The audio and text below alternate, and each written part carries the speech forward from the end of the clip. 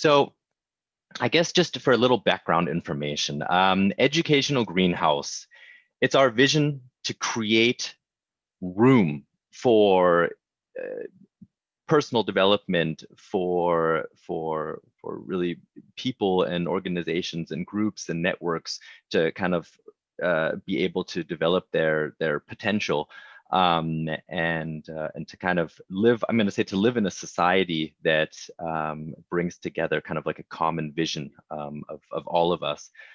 And then once I joined Educational Greenhouse in March, then came the first lockdown about a week later. And then we thought, okay, well, if we're going to start changing education and if we're going to worldwide and bringing people together, then we're going to have to do it digitally. But that was never really our intention. That was just kind of what had to be at that moment. So, and I think that's really important because when I talk about digitalization and the possibilities, I get really excited. And a lot of people get that feel that I'm one of those people that would just love to live in this digital world. But I really like holding hands and cuddling and hugging and loving people and looking them in their eyes. And that's actually what I really love.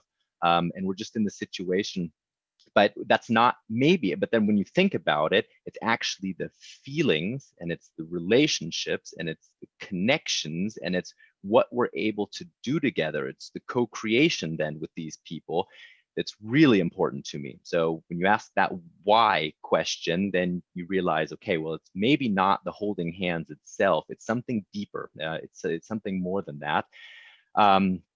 And so, of course, we started to ask ourselves at Educational Greenhouse as well, how can we make this possible in a digital environment? And we don't want it, we're kind of forced into that situation now. So we would like, of course, a future where we just have the option and the choice to use digital tools and the digital environment to kind of help or to provide transformative possibilities. And that's something that I'm going to talk about just for about 15 minutes before we continue.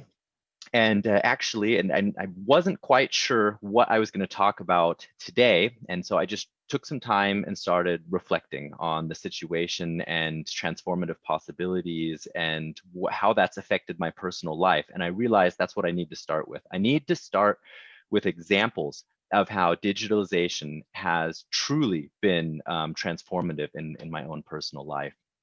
And so I'm going to start then with, just call it Nick's digital transformation. And I remember one situation, and it was when I was 20 years old and I was alone. So I came to Germany when I was 18 and my family is all still in the United States. And I was meeting tons of new people. I was having the time of my life. It was a really wonderful experience. But after about 2 years, I was studying here and I just realized that I was unhappy, that I had more friends than I had ever had before. I had met more people than I had ever met in that short of time, but I still felt like something was missing. And I really felt lonely. And I thought about just kind of throwing it all out the window. I was going to quit studying and go back home and just kind of drop it all. And that was exactly the time when Facebook and Skype started coming around. And I was able to connect with my friends and family on a daily basis, talk to them, tell them how I was feeling, cry with them even. And that brought me through that entire time period. And so even the fact that I'm here right now with you is because of, two digital monsters. And so I don't even want to talk about good and bad now in the private sector, but there was a need out there. And I think I wasn't alone in that. I think there was a lot of people going through a similar situation, and all of a sudden they had a solution to kind of, put that together. And make it possible to, stay connected with the people I love, but also go, experience those new challenges and really, broaden my horizons. When I was 23, and you have to understand that my favorite subjects were math and physics. And I was convinced that everything artistic and everything creative, you could just kind of put it in the trash. And it was when I was 23, the very first time that I experienced any love of creativity. Maybe I had always been creative in some way, but I would have never said that it had something to do with creativity. And it was online gaming and creating online environments for other people that actually released my first part of creativity. And I started creating stories, writing stories about this, and even putting in poetry and everything and getting involved with that. And I had never thought of it before today. This was the first time that I realized today how transformative that experience was. It was actually this digital world and the possibilities I had that kind of connected me to my creative side. When I was 27, I met my wife for the first time during my studies, and I thought back about it. And I thought back about it and how we just spent hours on end, hours and hours into the middle of the night, just flirting with each other and chatting the whole time, and really falling in love with each other. And all of that was taking place online, and that wasn't something that was really that I had really thought about before today, this morning. And that was also another very transformative part of my life in a very positive way. And this year now has been incredible. It's been the most transformative year of my life, and also it's been the digital aspects of it that have made some of these things possible. As a teacher, I've transitioned into just using Miro. It's the tool that we're going to be using. It's the only tool that I use then, with a video conference together, just like we are now. And that's how I do all of my classes. It has turned me into one dot on the board with all of my other students. There is no front of the classroom. There is no teacher and student.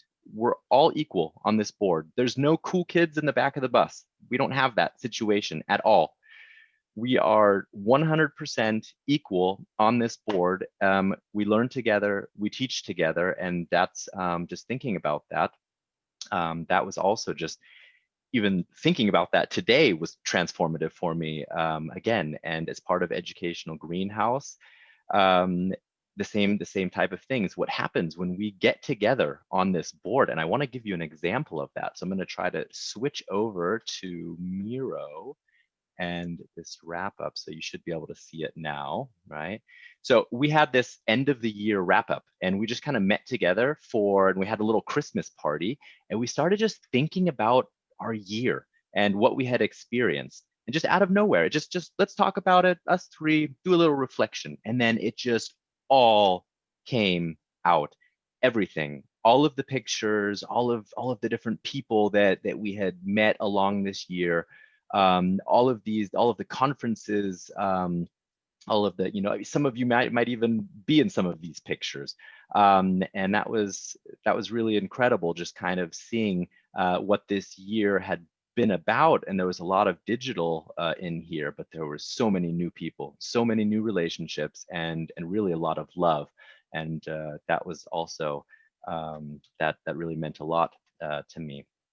And also my spiritual and personal development in so many ways. Even the fact that I've really just started to take time for mindfulness meditation. I've never had a coach in front of me, so I've never done it analog before from a coach in front of me. It's always been a digital experience, but still extremely transformative for me as well. So just thinking about that did a lot, and it's actually something we're going to have you do as well, as one of the parts of today, is just take a little time to also think about that as well. But I'd like to move on to the kind of maybe the bigger question, like why transformation, and just kind of putting it together.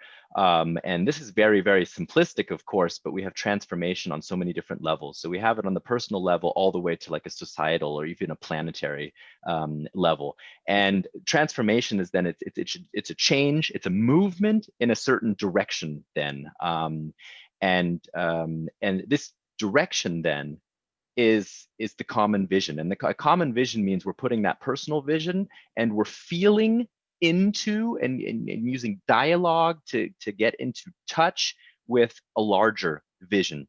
And if and putting that together, and thinking about where do we want to go, where do we want to be, in which world do we want to live, and that's another thing we'll be doing with you today as well. Thinking about and visualizing that common vision. And so there's a combination then of this systemic change, which systems do we need to change on all different levels? And then also, how can we get these systems to work together to create synergy and more positive effects in doing so? And so that's, for me, that's definitely kind of answers the question of why transformation. But of course, we need to think about how transformation. And what you're reading here, this is what I wrote down about 2 weeks after the Connect for Change conference that I was a part of about 15 or 16 months ago, and where I met most of you as well. And so this was my takeaway, and there was kind of this level one then, okay, if we're going to transform together. So if there's, the common vision, right? Moving towards that common vision. And that level one is we need to get to know other people, and we need to be able to share information with each other, build interest. And so I that's how I came to this conference, was at a level one, and really I was curious and I was ready to take in this information. For me, level two was building trust, sharing feelings, being vulnerable, empathetic, and loving other people. Really being able to look into somebody's eyes, somebody I had never seen before, and love them. And this is something that I learned at the conference. And the level three was what I realized that's where we're headed for. That's why we have conferences like that. Those are the transformative experiences that we need in order to reach level three, where we really co-create and co-construct.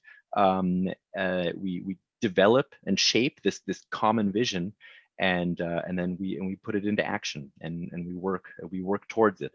And then we're already, and that's it. So we'd really like to set these objective goals for the future, but if we are on that path, that is transformation. That's the transformation we're looking for, is being on that path together, and not some kind of goals that we can really put into numbers. That's always gonna be something that changes the entire time. And I think we're going to have to accept that those goals are gonna change, but the path towards it, that's what we're going for, and that's the transformation.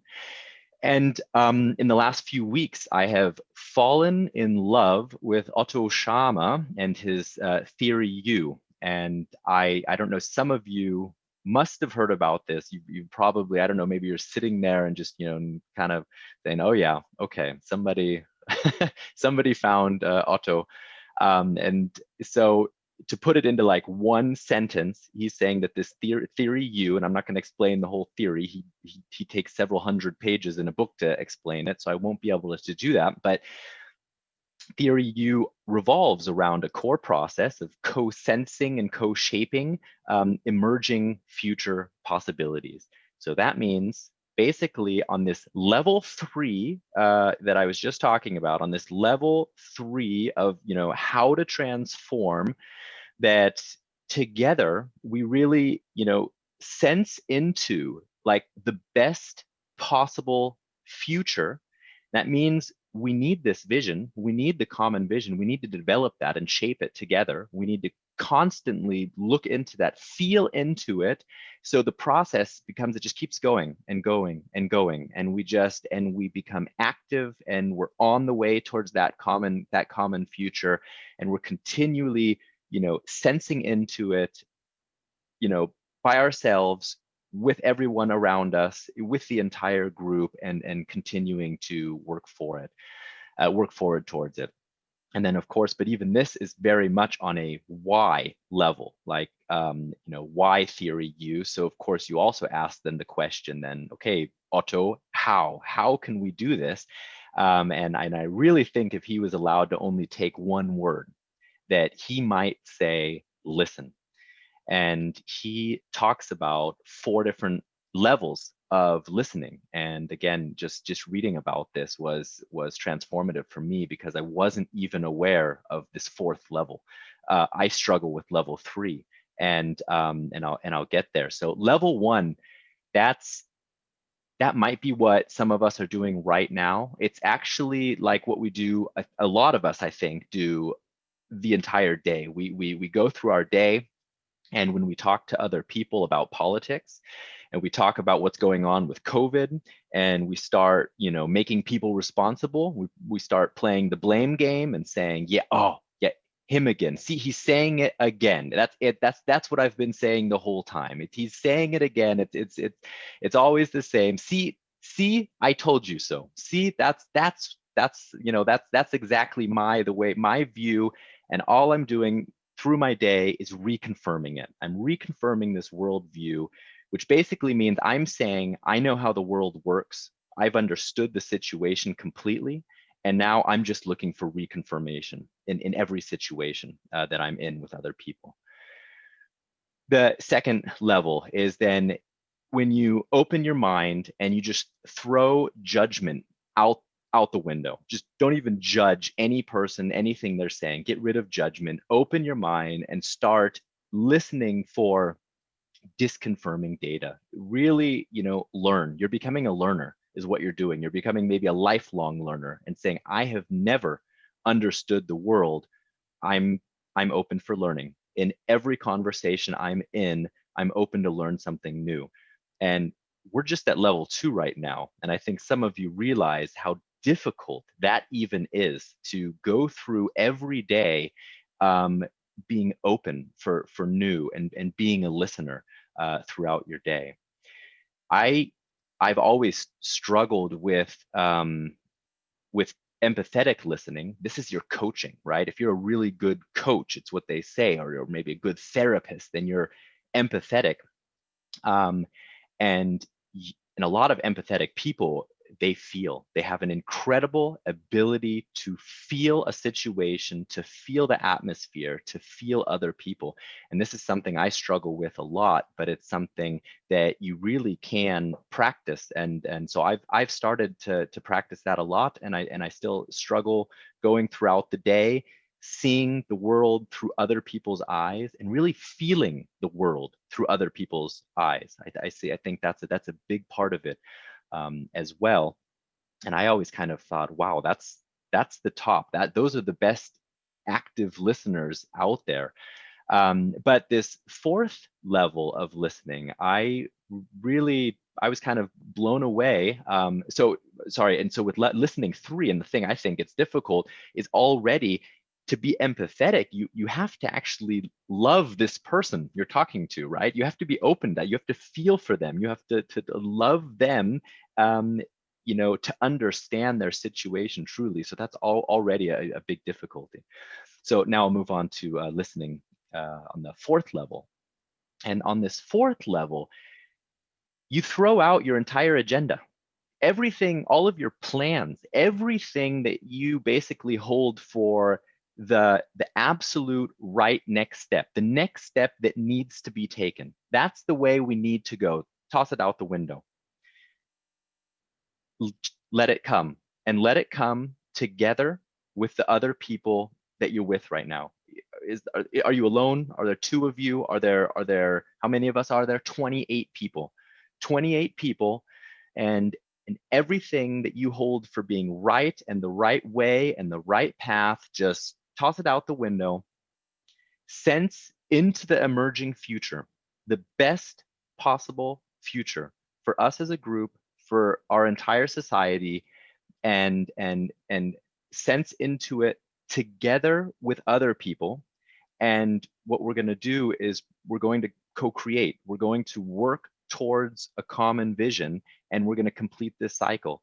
And that means that I am looking at you and feeling into you, and because I love you so much, and I'm kind of a part of you. I see myself in you, and that's where we're able to kind of connect and really work together towards this future. And I think this is when I just started reading about that and started practicing it too. I just kind of realized what it did with me. And the shift, Otto Scharmer says what it ends up happening is a shift from ego to eco. And that's kind of what we're looking for, is that we're looking for that shift, kind of taking the entire ecosystem and even, you know, kind of on a planetary level then. And that's something when we're thinking about the climate crisis and everything, we need that. We're not going to be able to solve these problems if we are not, if this connection with nature, if we don't kind of get that back.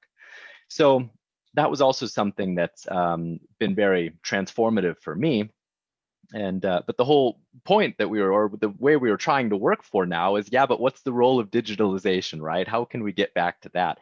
And so it's interesting because the why doesn't change. And I guess that's what I'm getting at. The why of transformation doesn't change. So digitalization only, we just need to think about how we can use it as a tool. How can we use it to help?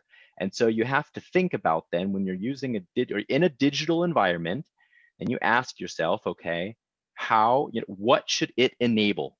What should digitalization make possible? So a digital environment should enable communication, listening on every level, and dialogue. It needs to enable that.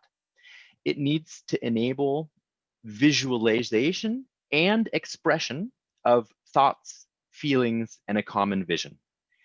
And a digital environment should enable what Otto Scharmer was talking about, co-sensing and co-shaping emerging future possibilities. We miss that when we start talking about digital tools, and we forget maybe that all we really need is a Zoom conference and some breakout rooms. To be honest, that's all we really need. We need the chance to connect. So maybe I just need the chance to be with one of you in a breakout room, and that we can truly connect and truly communicate. So we don't necessarily need more than that.